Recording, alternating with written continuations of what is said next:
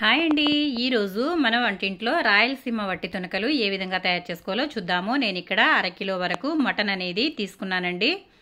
ఈ విధంగా మటన్ని చిన్న చిన్న ముక్కలుగా కట్ చేసుకున్నాను. చాలామంది అయితే పొడవుగా కట్ చేసుకుంటారు. ఆ విధంగా కట్ చేసుకోవడం వల్ల ఆరబెట్టుకోవడానికి ఈజీగా ఉంటుందని చెప్పి పొడవుగా చేస్తారు. కానీ మాకు ఇక్కడ వాతావరణం అనేది ఎక్కువగా ఎండ లేదండి, అందుకని చెప్పి ఈ విధంగా నేనైతే చిన్న ముక్కలుగా కట్ చేసుకుని 2 స్పూన్ల కారం, అలాగే 1/2 స్పూన్ పసుపు, అలాగే 1 స్పూన్ వరకు సాల్ట్ అనేది తీసుకున్నాను. ఈ విధంగా వీటన్నిటిని కూడా బాగా కలుపుకోవాలి.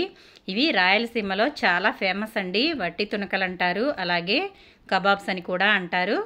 మటన్ని ఈ విధంగా ఉప్పు, కారం, పసుపు కలుపుకుని చక్కగా మసాలాలన్నీ బాగా పట్టించి ఆరబెట్టుకుని నిల్వ చేసుకుంటారండి.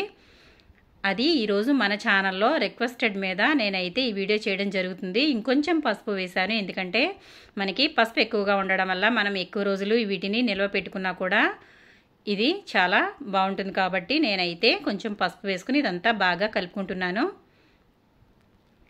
ఈ విధంగా మొత్తం అంతా కూడా బాగా కలిసే వరకు కలుపుకోవాలి.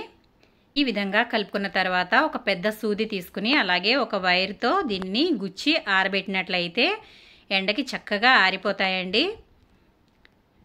చాలామంది ఈ వీడియో చేయమని అయితే రిక్వెస్ట్ చేశారు, కాబట్టి నేనైతే ఇది చేయడం జరుగుతుంది.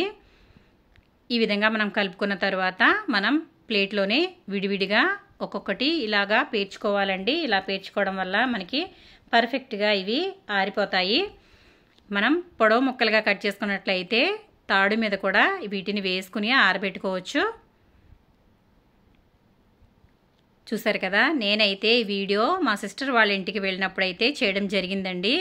ఇక్కడ వేట మాంసం అనేది చాలా తక్కువ కాస్ట్ ఉంటుంది, కాబట్టి నేనైతే ఇక్కడ ఇది తీసుకుని ఈ విధంగా అయితే తయారు చేశాను. ఇదంతా ప్లేట్లో ఇలా పెట్టుకున్న తర్వాత ఒక 2 రోజుల పాటు ఎండలో పెట్టుకోవడం వల్ల చక్కగా ఆరిపోతాయండి. ఎప్పుడైనా సరే ఎండ బాగా ఉన్నప్పుడు మాత్రమే ఇట్లాంటివి చేసుకోవాలి. ఎండ తక్కువగా ఉంటే ఇవి పాడైపోతాయి, కాబట్టి ఎండ బాగా ఉన్నప్పుడైతే తయారు చేసుకోవాలి. ఈ విధంగా చేసుకున్న తర్వాత డబ్బాలో స్టోర్ చేసుకోవాలి.